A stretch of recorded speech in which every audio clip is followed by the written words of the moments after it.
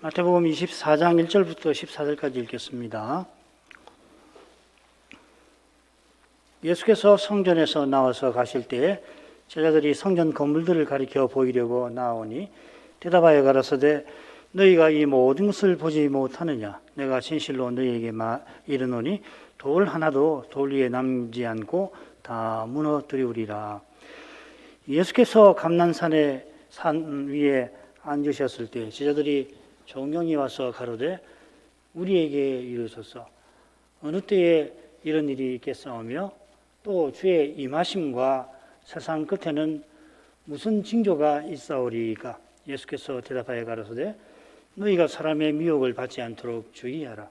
많은 사람이 내 이름으로 와서 이르되 나는 그리스도라 하여 많은 사람을 미혹해 하리라. 난리와 난리 소문을 듣겠으나 너희는 삼가 두려워하지 말라. 이런 일이 있어야 돼 끝은 아직 아니니라. 민족이 민족을 나라가 나라를 대적하여 일어나겠고 처처의 기근과 지진이 있으리니 이 모든 것이 재난의 시작이니라. 그때에 사람들이 너희를 환난에 넘겨주겠으며 너희를 죽이리니 너희가 내 이름을 위하여 모든 민족에게 미움을 받으리라. 그때에 많은 사람이 시험에 빠져 서로 잡아주고 서로 미워하겠으며 거짓 선자가 많이 일어나 많은 사람을 미혹하게 하겠으며 불법이 성함으로 많은 사람의 사랑이 식어지리라. 그러나 끝까지 견디는 자는 구원을 얻으리라. 이 천국 복음이 모든 민족에게 증거되기 위하여 온 세상에 전파되리니 그제야 끝이 오리라. 주님께서 바리새인들에게 화 있을진저 하시고 이어 예루살렘 멸망과 주님의 재림에 관하여 예고하셨습니다. 오전에 살폈습니다. 제자들은 이 말씀을 믿기가 힘들었습니다. 이틀 전 주님께서 예루살렘에 입성하실 때 사람들이 외쳤던 그 환호가 아직 그들의 마음에 울리고 있었습니다. 예루살렘 올라가는 길에 천국에서 누가 크냐며 그들이 다투었는데 입성하시는 그 모습에 과연 천국의 보좌가 예루살렘에 곧 세워지겠구나 생각했을 겁니다. 이날 화요일 이른 아침부터 주님께서 이 두려운 일을 계속 말씀을 해 주셨습니다만 제자들은 심지어 이틀 후에도 게다가 겟세마네로 가는 그 길에서도 누가 크냐며 다투었습니다. 주님께서 화요일 종일 가르치시는 일을 마치고 성전을 떠나려 하실 때에 제자들 눈앞에 보이는 성전은 아름다웠기가 특별히 저녁 노을이 뒤에 쫙 펼쳐져 있었을 텐데 아름다웠기가 그지 없었습니다. 성전의 아름다운 그 돌에 마음이 빼앗긴 그들에게 주님께서는 돌 위에 돌 하나도 남지 않고 다 무너질 것이다 하셨습니다. 주님께서 성전을 나와서 건너편 동편 감난산으로 가셨습니다. 누가는 감난산 강화 후에 주님께서 밤이면 나가 감남원이라 하는 산에서 쉬셨다 이렇게 되어 있습니다. 반면에 마가는 주님께서 베나니에 나가서 쉬셨다. 특별히 일요일 종료주일이죠. 그리고 월요일 날 기사를 쓰고는 베나니에 가셔서 쉬셨다 그렇게 기록합니다. 그러니까 월요일 밤까지는 베나니에 쉬셨다가 화요일 밤부터는 감난산에서 쉬셨다는 말인가? 누가복음 22장 39절 보면은 습관을 놓자 감난산에 가시네 그 겟세마네를 그렇게 표현하고 있죠. 아니면 베다니가 감난산 동편에 있으니까 거기 쉬셨다는 말인가 확실치는 않습니다. 주님께서 감난산에 가셔서 거기 앉으셨습니다. 늘 가시던 곳이기도 하지만 특별히 거기 앉으셨다 하는 것은 이곳이 이제 주님께서 전하실 교훈과 깊은 관계가 있어서 그러시는 것 같아요. 스가랴 선지자가 종말에 감난산에서 중요한 일이 벌어질 것이다 예언했습니다. 14장 4절인데 그날에 그의 발이 여호와의 발이 예루살렘 앞 곧 동편 감난산에 서실 것이요 감난산은 그 한가운데가 동서로 갈라져 매우 큰 골짜기가 되어서 산 절반은 북으로 절반은 남으로 옮기고 구약 성경에서 그만큼 많은 구약 성경에서 감난산은 여기가 유일합니다. 스가랴에만 나와요. 여호와의 날에 여호와께서 열국을 치시고 감난산에 서셔서 영원한 나라를 세울 것입니다. 주님께서 이 예언을 생각하시면서 감난산에 앉아 선지자들이 예언한 종말에 관하여 교훈하시는 것 같아요. 그처럼 주님께서 부활하신 후에 이 감난산에서 승천하시고는 지금 모든 권세로서 이 세상을 다시 오실 날까지 통치하고 계십니다. 제자들이 주님께 두 가지 질문을 드립니다. 첫째는 어느 때에 이런 일들이 있습니까? 하는 거고, 둘째는 주의 임하심과 세상 끝에는 무슨 징조가 있습니까? 하는 것입니다.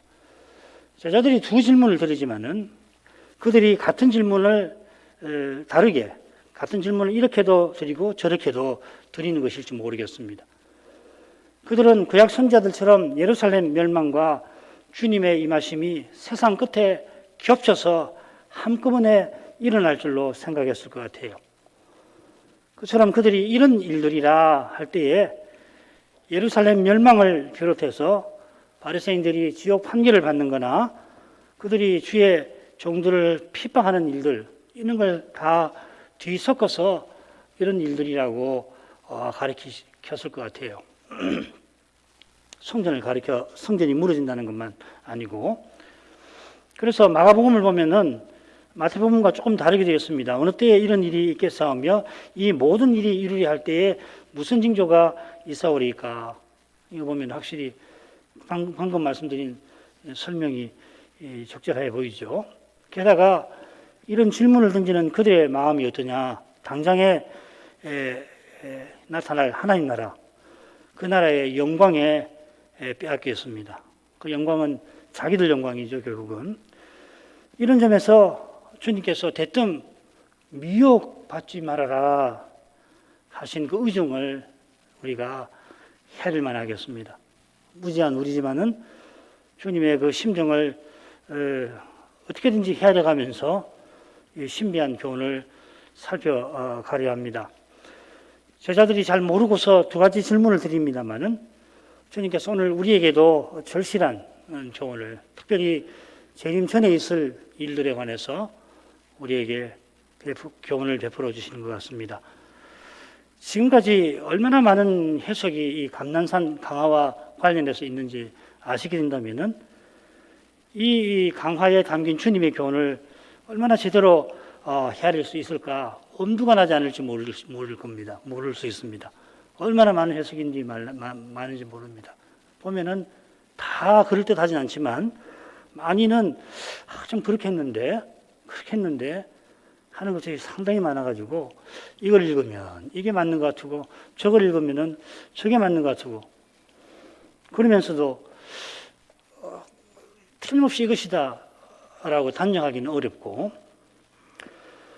모든 계시가 성신의 감 없이는 조금도 헤아리지 못하는 것입니다만은 이 감난산 계시는 아직 일어나지 아니한 장래에 관한 것이라 더욱 헤아리기 어려운 면이 있죠. 그러나 분명히 주님께서 이날 성전에서 마지막에 가르치신 교훈과 붙어 있다는 것을 우리가 오전에 확인을 했습니다. 우리 살핀 대로 주님께서 성전에서 예루살렘 멸망과 주님의 오심에 관해서 교훈하였습니다. 물론 구약 선지자들이 이 두 사건을 겹쳐서 보았던 것처럼 주님도 두 사건을 딱 붙여서 가르치십니다. 그래서 사실 어디서부터 어디서까지가 예루살렘 멸망에 관한 것인가 또 주님의 재림에 관한 것인가 딱 부러지게 말하기가 참 어려워요. 그러나 주님의 재림을 앞둔 우리가 잘 배워서 깊이 새겨야 할 교훈이 무엇인지 놓치지 않게 하실 거라 믿습니다. 그 교훈은 무엇보다도 주님께서 이 강화에서 거듭 강조하는 그리스도에 관한 것입니다. 다시 오시는 주님을 전심으로 기다리라 하는 것이고, 주님은 틀림없이 오실 것이다. 우리로서는 좀 유리한 점이 있어요. 왜 그러냐면 예언대로 예루살렘이 멸망했거든요. 제자들은 멸망할 거라고는 꿈에도 생각하지 않지 않습니까? 그런데 예언대로 멸망을 했거든요. 자, 그렇다면 주님은 반드시 다시 오시는 것이에요. 그렇게 주님을 전심으로 기다리면은 미혹받지 않게 될 것입니다. 어느 시대든지 미혹받지 않고, 특별히 적그리스도가 출현하는 가장 혹심한 미혹에도 넘어지지 않게 될 것입니다. 주님께서 틀림없이 우리 앞에 갈 길을 보이시고 그 길을 걸을 힘을 주실 것이라 믿을 수가 있을 것입니다. 우선은 이 줄거리를 간단히 보죠. 4절부터 35절까지를 다섯으로 나눠 볼 수 있을 것 같아요. 4, 5절은 이 머릿말입니다. 이걸 본문으로 읽는 분이 대부분이 하여튼 제가 읽은 바로는 이걸 다 본문으로 생각을 해요. 저는 머릿말로 보는 것이 좋겠다 생각이 듭니다. 거짓 그리스도의 미혹을 받지 않도록 주의하라. 그리고 6절부터 14절은 재난의 시작과 세상 끝의 도래에 관한 건데, 땅의 재난들에 대해서 말씀하시고, 이어서 미혹이 있을 거라고 말씀하시고, 14절에 복음이 모든 백성에게 전파되면 끝은 그때 올 것이다, 그렇게 이야기를 하고 있습니다. 그 다음 15절부터 21절은 예루살렘 멸망에 관한 예언으로 보는 것이 좋아요. 이게 전부 예루살렘 멸망에 관한 것만 이야기하느냐, 꼭 그렇게는 볼 수 없어요. 겹쳐서 보니까 신비하게 예루살렘 멸망과 관련돼서 일어난 일하고 앞으로 적그리스도가 나타날 때 일어날 일하고 많이 겹치는 것이거든요. 그런데 크게 보면은 15절부터 21절까지를 예루살렘 멸망에 관한 계시다, 이렇게 보는 것이 좋습니다. 그 다음 22절부터 31절까지는 6절부터 14절하고 붙어 있는 건데 짝을 이루지요. 인자의 임함과 그 징조에 관한 것입니다. 제자들이 세상 끝과 인자의 오심과 세상 끝에 관한 징조를 물었잖아요. 둘은 같은 것이거든요. 인자가 오시는 때가 세상 끝이란 말이죠. 여기 보면은 먼저 미혹에 관한 내용이 나와요. 그 다음에 천체의 재난에 관한, 앞서는 땅의 재난, 전쟁이나 기근이나 지진이 있다면은 여기서는 하늘의 별들이 막 흔들리는 일들이 언급이 되어 있고, 이 직후 이것이 바로 인자가 오시는 징조다 하는 겁니다. 물론 이 27절인가에 보면 한가운데 인자의 오심이 이러하리라 하고서 핵심 주제가 있습니다만은 개괄적인 내용이 그렇습니다. 그러니까 6절부터 14절하고 내용이 같은 주제이면서 막 겹치죠, 그죠? 조금 다르면서 겹친다고요. 그 다음에 32절부터 35절은 맺은 말이 됩니다. 이 무화과 나무의 비유를 들어라 하고서 결론은 뭐냐면, 내 말은 없어지지 않는다. 내가 말한 대로 예루살렘은 멸망할 거고, 그처럼 내 말은 없어지지 않고 다 이루어질 거다, 그렇게 말씀을 하십니다. 지금까지 설명은 다 했는데 간단하게 내용을 보죠. 주님께서 이 예루살렘 멸망과 재림에 관한 비유를 베푸시기에 앞서서 먼저 이 사람의 미혹을 주의하라고 당부하십니다. 마찬가지로 맺은 말에 보면 무화과 나무의 비유를 들어서 나의 말을 강조하시면서 마칩니다. 제자들이 주님의 말씀을 마음에 새기면, 지금 하시는 교훈도 물론이고 지금까지 하시는 교훈들을 쭉 새기면 거짓 그리스도의 미혹을 받지 않을 것이고, 이것이 무엇보다 중요합니다. 우리에게도 그래요.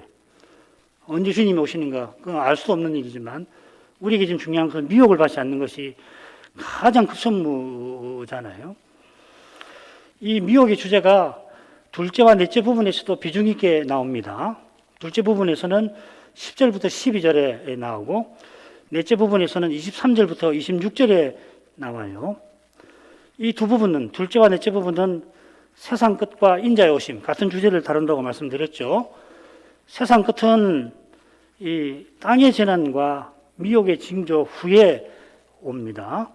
그처럼 인자의 오심도 미혹과 천체의 재난이라는 징조 후에 옵니다. 그러니까 차례대로 하면 땅의 재난, 미혹, 그리고 미혹, 하늘의 재난 이렇게 되죠. 그죠?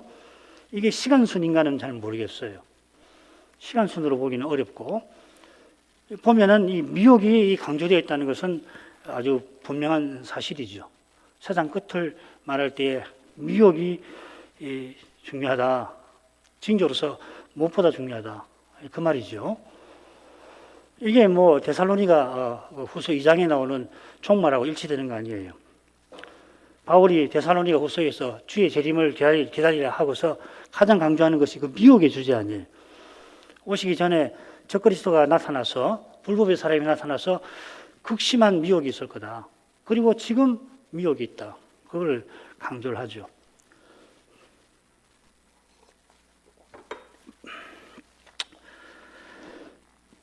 찐자가 천사들과 함께 오실 때에 하늘 이 끝에서 저 끝까지 사방에서 택하신 자를 모으실 거다. 31절. 그 인자가 오셔서 하시는 일이죠. 마찬가지로 인자가 오시기 전에 천국 복음이 온 세상에 전파가 되고 그것이 끝나면은 세상 끝이 된다. 서로 이 14절하고 31절이 서로 연결이 되고 있죠. 그죠? 가운데 이제 예루살렘 멸망에 관한 두려운 예언이 나오는데 여기 핵심은 도망하라 하는 겁니다. 그래 16절부터 20절까지 이 내용이에요. 그 이유가 예루살렘 멸망이 큰 환난인데 있습니다. 오늘 오전에 살핀 대로 왜 이런 멸망이 오냐면 아벨의 의로운 피부터 해가지고 사가랴의 피까지 죄다, 심지어 예수님이 보내시는 종들의 피까지 예루살렘에 쏟아버리시는 게 예루살렘 멸망 아니에요. 예루살렘 멸망은 엄청난 사건이에요. 하나님의 구속 역사에 있어서. 우리가 유리한 점은 이 사건이 일어났다 하는 것입니다. 그러면 이제 무엇이 남느냐? 주님이 재림이 남는다 하는 것이죠. 자, 이런 정도로 해서 본문으로 들어가십시다. 4절 5절을 읽겠습니다. 예수께서 대답하여 가라사대 너희가 사람의 미혹을 받지 않도록 주의하라. 많은 사람이 내 이름으로 와서 이르되 나는 그리스도라 하여 많은 사람을 미혹해 하리라. 미혹한다는 말이 앞뒤로 나오죠. 그리고 중간에 어떻게 미혹하느냐? 많은 사람이 내가 그리스도라고 말한다 하십니다. 그러니까 지금 주님이 말씀하시는 미혹, 이 배도의 핵심은 그리스도와 관련된 것이죠. 많은 사람이 미혹하고 많은 사람이 미혹될 것입니다. 우선 이 미혹한다는 표현이 마태복음에 8번 나오는데 3번은 18장에 나와요. 길 잃은 양에 관한 대목에 나오고 나머지는 지금 이 5번째 대목에 나와요. 22장에 한 번 나오고 그 다음 24장에 4번이 나옵니다. 그러니까 이 후반부에 몰려있는 것이죠. 그죠? 이것은 실족시킨다는 표현이 대부분 넷째와 다섯째 부분에 몰려 나오는 것과도 붙어 있습니다. 그래서 24장 10절, 11절을 보면은 이 실족해 한다는 말하고 미혹한다는 말이 함께 나와요. 시험 받는다는 말로 번역이 됐죠. 이 실족하게 한다는 말이. 이 두 표현은 그저 무거운 죄, 심각한 죄를 짓는 정도가 아니라 배도하는 것을 가리킵니다. 우리가 이걸 13장부터 18장 공부할 때도 그 내용을 공부했죠. 아마 기억이 나실 겁니다. 자, 이것은 많은 사람이 나는 그리스도라 주장하는 데서 잘 드러납니다. 거짓 그리스도들이 참 그리스도를 부인하게 하고 심지어 대적하게 하는 것이 바로 배도인 겁니다.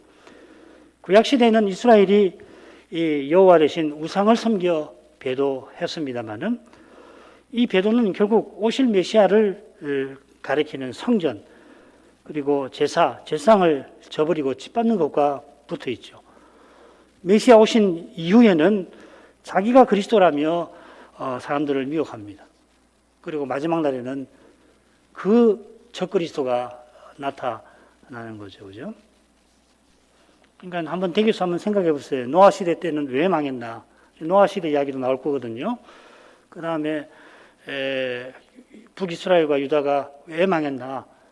그 다음에 예루살렘은 예수님 시대의 예루살렘은 무엇 때문에 망했나? 그리고 장차 심판 전에는 무슨 일이 있나? 공통점이 뭔가? 그게 다 배도인데 그 배도의 성격이 어떻게 성격 지어지고 공통점은 뭔가? 이런 걸 생각해 보시면 도움이 될 겁니다. 언제 기회가 있으면 더 말씀을 또 드리겠습니다. 과연 역사는 그리스도께서 오시기 이전과 오신 이후로 양분되고 오신 이후로 역사의 성격은 그리스도가 다시 오실 때까지 주님의 교회를 세워가시는 거기에 있게 됩니다. 주님께서 이 순간에도 온 인류를 향해서 듣든 듣지 않든 의식하든 하지 않든 너희는 나를 누구라 하냐, 너는 나를 누구라고 하느냐 묻고 계십니다. 모든 사람이 오늘도 생각하고 말하고 행동하는 그것이 이 물음에 대한 답입니다. 모든 사람은 그리스도를 믿는 사람과 그리스도를 믿지 아니하는 사람으로 나뉘고 있고 또 나눠질 겁니다. 그게 25장의 마지막에 나오는 양과 염소의 비유의 내용 중에 하나죠. 예수께 속한, 그리스도께 속한 사람과 그리스도 밖에 있는 사람으로 나뉩니다. 지금 주님의 말씀을 듣고 있는 제자들이 곧 온 세상에 나가서 그리스도를 전하지요. 이들만 아니고 복음 전하는 자와 목사도 그리합니다. 그런데 이 일에 마귀가 방해합니다. 그에게도 종들이 있어서 사람들이 복음을 받지 아니하게 합니다. 심지어 그리스도를 미워하고 대적하게 합니다. 그 방법이 뭐냐면 거짓 그리스도를 쓰는 것입니다. 요한 사도는 요한 1서에서 벌써 적 그리스도들이 많이 일어났다고 증언합니다. 주님께서 다시 오시는 날까지 이런 일이 이어질 것입니다만은 다시 오시기 직전에는 그 적 그리스도가 등장합니다. 많은 적 그리스도들 또 참 무서운 일이지만은 제일 무서운 것은 그들 전부보다 더 끔찍한 존재가 나타난다 이 말이죠. 온 세상이 그를 추종할 만큼 그의 미혹은 가장 심할 것입니다. 데살로니가 후서 2장 9절 10절 사탄의 역사를 따라 모든 능력과 표적과 거짓 기적과 불의의 모든 속임으로 이 모든이라는 말이 강조되어 있습니다. 얼마나 가공할 인물인지 모릅니다. 여기도 보면 이 거짓 그리스도들이 이 표적을 일으킬 거라고 하는 이야기가 있지만은 그 모든 것보다 더 강렬한 존재가 이 적그리스도입니다. 세상 끝에 적그리스도를 추종을 할 텐데 온 세상이 그 일에 앞장서는 이들이 누구겠습니까? 교회의 말씀 직분자들일 것입니다. 그처럼 말씀 직분자들이 미혹되어 많은 사람들을 미혹하는 일이 사도시대부터 시작되어서 역사 내내 이어져 가고 있습니다. 사도 중 한 사람은 마귀의 수하가 되어서 마귀가 그에게 들어가서 더러운 돈을 받고 메시아를 원수의 손에 넘겼습니다. 그러면 연한 사도들은 어떤가? 근본에서 가룟 유다보다 나을 게 없었습니다. 십자가를 앞둔 지금 이 12사도들은 바리새인의 누룩에서 발이 먼 상태가 아니에요. 게다가 그들의 직분 때문에 미혹되기 쉽습니다. 남보다 받은 것이 많다고 생각하면 받은 그것과 더욱이 받았다는 그 생각 때문에 남보다 미혹되기가 쉬운 법입니다. 지금 사도들은 누구보다 위험합니다. 우리는 이제 사도들이 이 십자가 부활 이후에 오순절 이후에 얼마나 위대한 삶을 살았는가 하고서 이걸 좀 약화 덜 주의합니다만은 정말 위험한 상태예요. 주님의 기도와 주님께서 보살펴 주시는 일이 없으면은 사도들이 어떻게 됐겠나 생각하면 뭐 끔찍하지요. 그래 주님께서는 미혹받지 않도록 신신 당부하고 겟세마네에서 3번이나 깨어 기도하라. 시험에 들지 않도록 주의하라. 그렇게 하신 거 아니에요. 그 다음 부분으로 가죠. 6절부터 14절까지인데 셋으로 나눌 수 있습니다. 재난의 시작. 재난의 시작이지 끝은 아닙니다. 6절부터 8절. 말씀드린 대로 거짓 선자들의 미혹과 교회 환난이 9절부터 13절에 나옵니다. 그리고 14절에 세상 끝이 온다 했습니다. 이 부분은 세상 끝이 어떻게 오는가를 교훈하고 있습니다. 처음 부분과 마지막 부분에 6절과 13, 14절에 이 끝이라는 말이 나오죠. 6절에서는 끝이 아니다. 그리고 13절에서는 끝까지 인내할 거다. 견디는 자가 있을 거다. 그리고 복음이 전파되면은 그때 끝이 온다. 이렇게 있죠.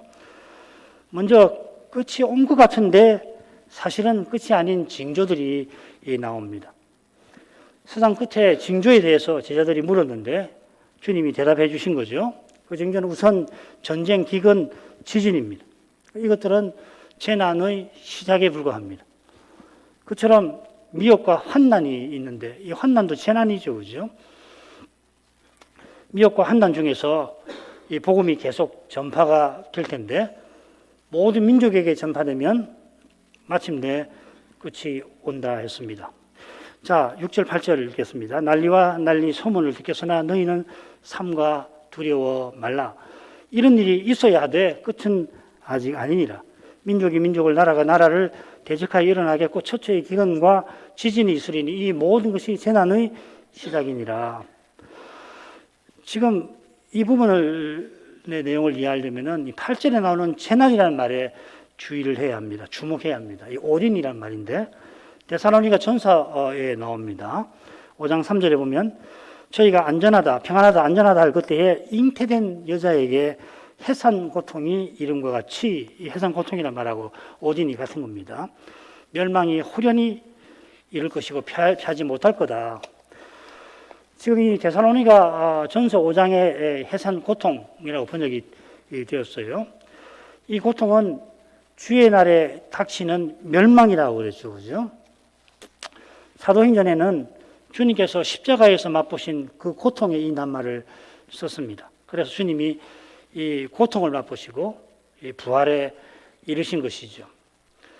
그처럼 신자들이 주님과 같은 부활에 이르기 위해서 주님처럼 고통을 맛보아야 합니다. 이런 사상이 구약 때부터 있었는데 유대교는 이걸 뭐라고 그랬냐면 메시아의 산고라, 메시아의 고통이다 그렇게 불렀습니다.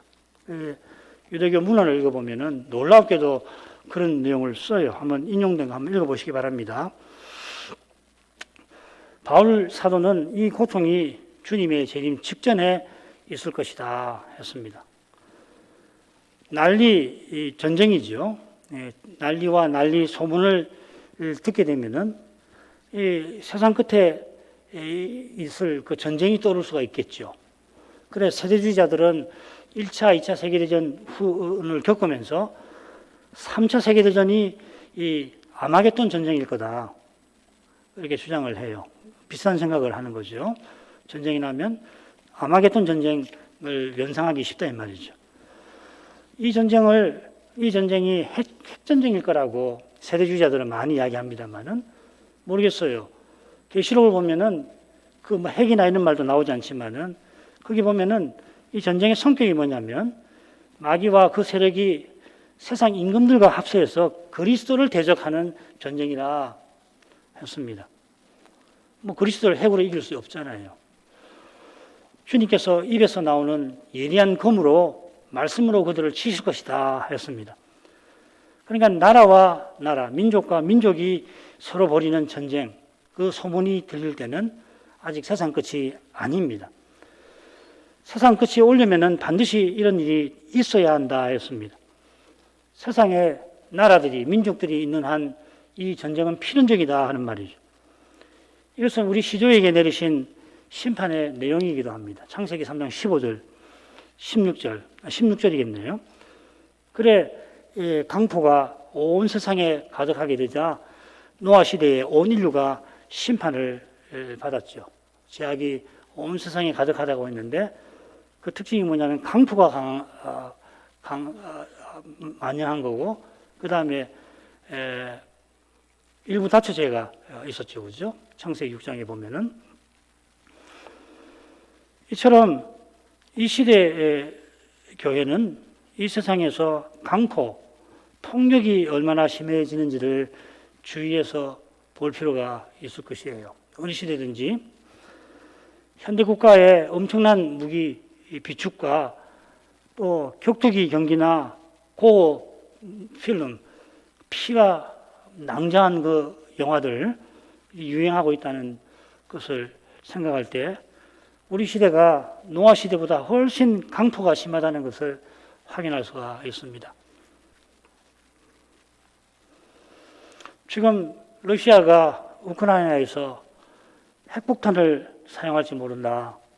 불안한 소문이 계속 들리는데, 그런데 주님께서는 국가 간의 전쟁 소문에 삼가 두려워 말라 하십니다. 놀라운 말씀 아니에요? 우리나라도 아니고 멀리서 우크라이나에서 들리는 소식만 들어도 겁이 나는데, 그런 일을 직접 당하더라도 삼가 두려워 말라 하십니다. 연약한 인생에게 이런 소문도 실제로 두렵습니다. 그런데 소문이 실제가 되면은, 만약에 실제가 된다면은 이번 겨울 수많은 사람이 추위에 벌벌 떨면서 새해에 벌어질 일들에 더 떨게 될지 모릅니다. 어떻게 될지 몰라요. 그러나 그런 전쟁과 전쟁 소문을 들을 때에 주님께서 삼가라, 보아라, 살펴라 하십니다. 주위에서 살펴라 하십니다. 인생에게, 연약한 인생에게 두려운 일은 틀림없이 맞아요. 우리가 어제도 엄청난, 오늘 새벽이지, 어젠가요? 얼마나 무서운 일이 벌어졌는데 참 두렵지 않아요. 그러나 참 얼마나 그런 일을 직접 당한 가정들은 슬플까. 참 주님의 자비를 구하게 되는데, 자, 그런데 정말로 두려워할 일이 그 일인가 살피라 하는 것입니다. 여기 두려워한다는 말은 신약 성경에 2번 썼습니다. 3번 나오지만 2는 같아요. 주의 날에 심판을 당하는 이들이 직접 맛보는 두려움을 가리키는 거예요. 두려워하지 말라는 거. 정말 두려워할 것은 둘째 사망이에요. 이 육신의 죽음도 두렵긴 합니다만은, 그러나 신자는 이걸 두려워하지 말고 둘째 사망을 두려워하라. 둘째 사망에 처할 수 있는, 그게 하나님 하시는 거 아니에요? 이 두려움은 하나님께서 몸도 영혼도 능히 지옥에 멸하시는 것과 붙어 있는 것이에요. 이걸 두려워해야 돼요. 이분을 두려워해야 되는 거죠. 그처럼 이런 두려움에서 벗어나는 길은 심판장이신 하나님을 참으로 두려워하는 데 있습니다. 경외하는 데 있습니다. 하나님 대신 사람을 두려워하는 이는 평생 이런 비슷한 두려움에 시달리다가 장차는 영원한 두려움에 떨어지는 것입니다. 이런 건 우리 신자 아니고 이런 명령을, 교훈을 할 수가 있을까요? 우리 신자는 사람을 두려워하지 말아라, 육신의 죽음을 두려워하지 말아라 하시는 거 아니에요. 몸은 죽여도 영혼은 죽이지 못하는 사람을 두려워하지 말아라.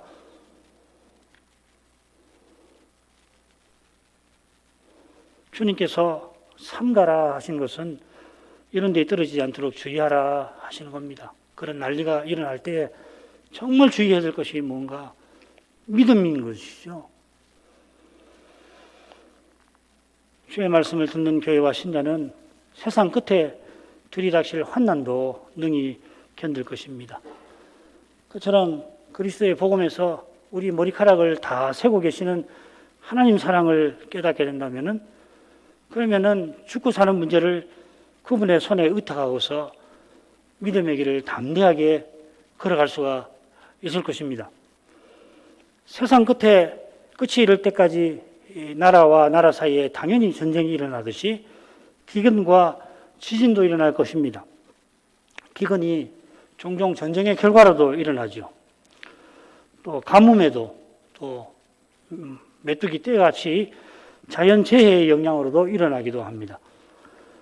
바울 사도는 피조물이 재림하실 때까지 함께 고통한다 이렇게 설명해요. 이 고통이란 말하고 재난이란 말하고, 재난이란 말의 동사형입니다.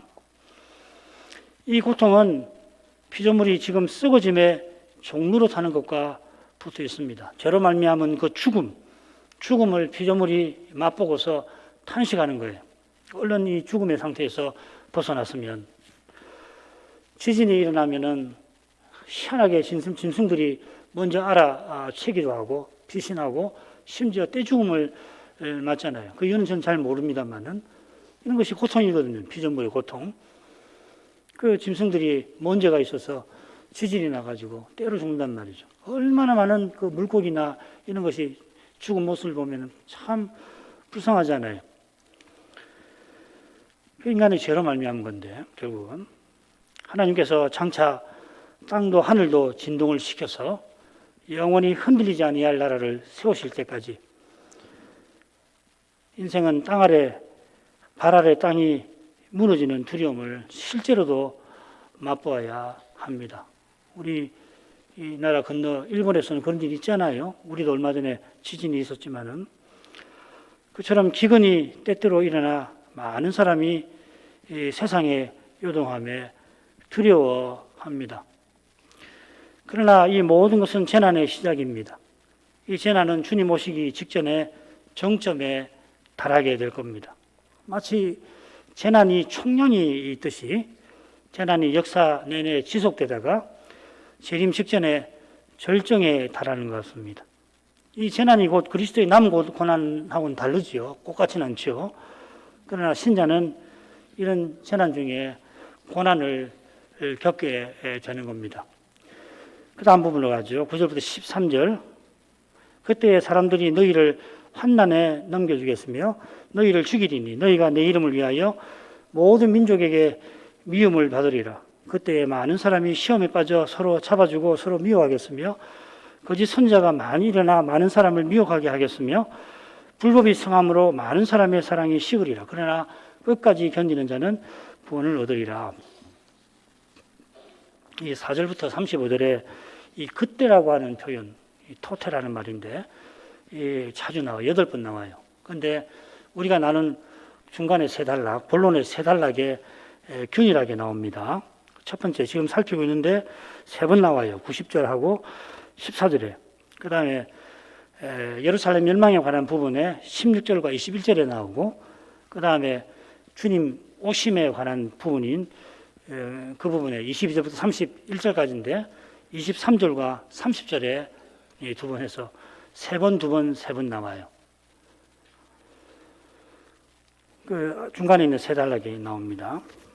그래 14절하고 30절에 그때 우리말 그 14절은 그제야 이렇게 되어 있죠, 그죠? 그때라는 말입니다. 그때는 세상 끝을 가리키죠, 그죠? 주님의 재림을 가리킵니다.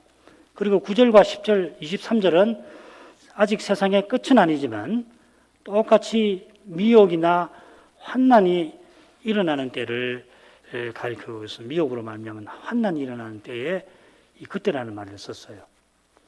그러니까 여기 이 그때는 9절, 10절, 23절의 그때는 재림 직전을 가리키는 거 아닌가. 사실 자신은 없어요. 제가 자신은 없는데 여러 번 읽어볼 때에 그때를 가리키는 거 아닌가. 그때 일어날 미혹을 특별히 가리키는 게 아닌가 생각합니다. 어쩌면은 비슷하게 16, 21절 보면은 예루살렘 멸망 직전과 멸망할 당시를 각각 쓰고 있죠, 그죠? 그러니까 앞 뒤에 나오는 두 번째와 네 번째 단락에도 그때라는 말을 조사해 보면 마지막 때야, 마지막 직전을 가리키는 거 아닌가 그런 생각이 들어요. 좀 더 제가 연구를 좀 해봐야겠습니다. 그때에 사람들이 너희를 환난에 넘겨주는데 이 환난은 내 이름을 위하여 목숨을 잃는 피박입니다. 이 환난에 관해서 예수님이 12사도를 파송하실 때 이미 예고하셨습니다. 표현들이 거의 비슷해요. 예루살렘 멸망 전에 이미 사도를 비롯한 증인들이 주님의 이름을 위하여 주님을 전한 그 이유로 목숨을 잃었죠. 이런 일은 멸망 이후에도 끊이지 않습니다. 주님께서 9절에서 모든 민족에게 미움을 받을 것이라 하셨습니다. 반면에 사도를 파송하실 때는 모든 이에게 사도들이 미움을 받을 거라 했습니다. 똑같지는 않죠. 모든 민족에게 미움받는 일은 복음이 모든 민족에게 증거되는 일하고 붙어 있는 것이죠. 복음하고 상관없는데 교회를 핍박하고 그러지 않지 않습니까? 아울러 모든 민족이 적그리스도를 쫓아가는 그때에 가장 현저하게 환난이 발생할 것입니다. 이런 위험은 마귀의 종인 거짓 선지자들과 그들을 추종하는 자들에게서 나옵니다. 이들이 주님의 교회와 종들을 환난에 넘겨준다 하였습니다. 이 넘겨준다는 말이 십자가에 넘긴다는 그 말이죠. 이런 위험에서 교회와 신자를 말살하는 그런 무서운 환난이 일어나는 것입니다. 어떻게 해서 이런 환난이 일어나는가? 10절부터 12절에서 설명하는 것 같습니다. 많은 사람이 시험에 빠져서 미움에 사로잡힙니다. 시험에 빠진다. 이게 이제 실족된다 하는 말이죠. 흔히 실족된다. 그 미혹되는 상태입니다. 11절에 미혹된다고 그랬죠. 거짓 선지자가 많이 일어나 많은 사람을 미혹하게 되니까 많은 사람이 실족해서 마귀적인 미움에 사로잡히게 되는 겁니다. 사람은 미움이 다 있잖아요. 지금 여기 미움은 그런 미움이 아니거든요. 마귀적인 미움. 그 미움에 활활 불타오르는 겁니다. 무서운 겁니다. 미움이라는 것은 늘 우리가 마음에서 멀리해야 되는데 왜 그러냐면 잘못하다가는 이런 마귀적인 미움에 떨어질 수가 있다는 것이죠. 예컨대 이들은 그리스도의 교회에 들어온 사람들이겠죠. 교회에 들어왔지만 속하지는 아니한 자입니다. 요한 사도가 적그리스도들을 말할 때 그걸 이야기하잖아요. 적그리스도와 그들의 추종자는 우리에게 나갔으나 우리에게 속하지는 아니하였다. 나갔으니까 들어왔다는 이야기죠. 그죠? 우리에게 들어왔는데 속한 자는 아니다. 이들이 마귀적인 미움에 이끌려서 서로 잡아줄 것이다 했습니다. 이 잡아준다는 말이나 구절에 넘겨준다는 말하고 똑같습니다. 파라디돔이라는 말입니다. 마가복음에는 어떻게 되냐면 형제가 형제를, 아비가 자식을 죽는데 내어주며 자식들이 부모를 대적하여 죽게 하리라. 이걸 참조해보면 10절은 9절을 설명하고 있는 것 같아요. 그래 이 10절은 에서 말하는 서로하고 하는 교인관계, 언약의 공동체. 그러니까 구약 교회는 혈연으로 이루어졌으니까 형제, 부모, 자식 이렇게 이야기하잖아요. 마가와 누가복음은 이 미혹된 사람들이 혈연 관계나 친구 관계도 짓밟는 것을 가리킵니다. 같이 교회에 들어왔는데 미혹될 때에 형제를 죽는 데 내어주는 거예요. 이는 전쟁, 기근, 지진보다 참담한 재난입니다. 이렇게 되면은 인간관계는 더 이상 유지 안 되지요. 하나님께서 하나님 형상대로 사람을 지으신 뜻이 다 무너지게 됩니다. 미가 선지자는 이런 상태가 떨어질 때가 바로 심판의 날이라 이렇게 전하기도 했습니다. 주님께서 불법이 성함으로 많은 사람의 사랑이 식어질 것이다 하십니다.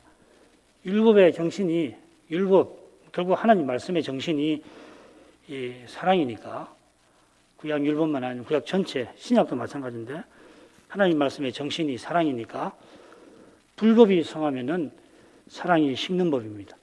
율법의 정신이 사랑이라고 하는데 무슨 말이냐면 하나님을 가까이 하고 하나님 백성답게 산다는 말이죠. 하나님께서 가까이 불러서 그 사랑의 영광을 드러내시니 우리가 하나님께 나아가 그 영광을 뵙고 이웃을 참으로 사랑하게 되는 것입니다. 불법이 점점 커진다는 것은 그만큼 하나님 영광을 뵙는 일이 없고 하나님을 가까이 하는 일이 없어진다 하는 뜻일 것이에요. 마태복음에 이 불법이라는 말이 4번 나오는데 이 경우를 제외하고 불법은 전부 심판과 붙어 있습니다. 마지막 날 심판과 관계가 깊죠. 불법이 성하다는 것은 그만큼 심판에 가까워진다 하는 뜻이겠습니다. 심판에 가까울수록 그리스도적인 사랑은 식어지고 마귀적인 위험은 강렬해져서 그 결과가 뭐냐면 참으로 그리스도를 믿고 따르는 사람이 핍박을 받는다 하는 것입니다. 환난을 당한다 하는 겁니다. 그러나 끝까지 견디는 이가 있습니다. 그는 불법이 가득한 사회에서 그리스도의 사랑을 잃지 아니할 것입니다. 주님의 영광을 늘 뵈니까 견디는 것이에요. 특별한 사람이라서 그런 게 아니라 주님께서 늘 만나주시니까 견디는 것이거든요. 여기 견딘다는 것은 겨우겨우 버티는 것이 아니라 고난과 시련을 당하지만 그걸 이겨내고서 세상 끝을 향하여 나아가는 것입니다. 다른 말로 하면 주님과 같아지는 부활을 향하여 전진하는 것입니다. 이러한 일이 연약한 우리에게 있다 하는 것은 주님께서 세상 끝날까지 주님의 교회와 함께 해주시는 덕분 약속을 지키시는 사실에 있을 것입니다. 14절부터 다음 시간에 생각할 수가 있기를 바랍니다. 기도하겠습니다. 걸어가신 아버지, 주님께서 감난산에 앉아서 예루살렘 멸망과 주님의 재림에 관해서 긴 교훈을 베푸실 때 먼저 제자들이 미혹받지 않도록 주의하라 하셨습니다. 많은 사람이 자기가 그리스도라 하고서 미혹할 것이라 경고하셨습니다. 예루살렘이 무너지기 직전에 실제로 그런 일이 있었다는 것을 당대 역사가가 증언하였습니다. 거짓 그리스도들은 틀림없이 예루살렘의 평안을 약속했는데 그것이 실은 예루살렘 멸망의 징조였습니다.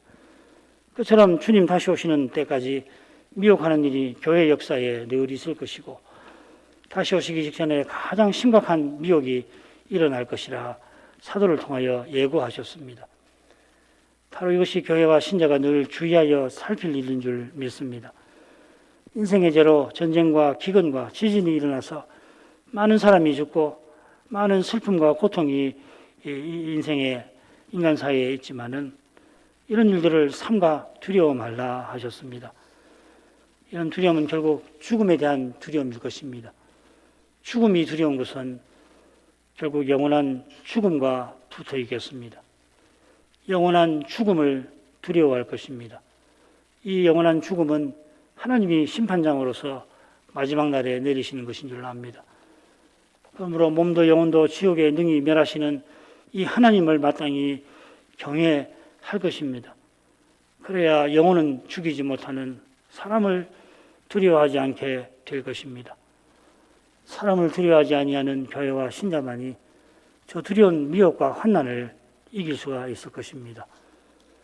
오직 그리스도를 믿고 그리스도를 전부로 모시고 사는 이것이 이 시대의 주님의 교회의 가장 절실한 일인 줄 믿습니다. 예수님의 이름으로 기도합니다. 아멘.